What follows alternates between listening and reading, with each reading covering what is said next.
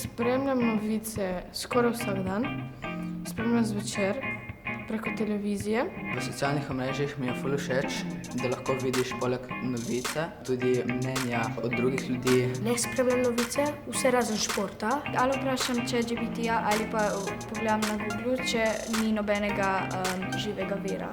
Skrbi me glede Trumpa. Se mi zdi, da želi cel svet zase, lahko pride, ne vem, do 3. svetovne vojne zaradi njega. Tako da za Trumpa ni pravil. Me skrbi, da bo Trump oziroma Putin oziroma Kitajska eden od teh velikih predsednikov, da bo zavzel dejansko cel svet. Zato se bojim, da bo NATO razpadel, da bo samo Evropa in ne bomo več imeli Ameriko na naši strani. Ko sem bil manjši, sem za en čas gledal novice in takrat me je bilo ful strah sveta in vsega. Ko sem čul alarme za prvo soboto v mestu, sem se strašil, da bo konec sveta, ali nekaj še vseeno. Zaupam samo mojim staršem, nobenemu drugemu.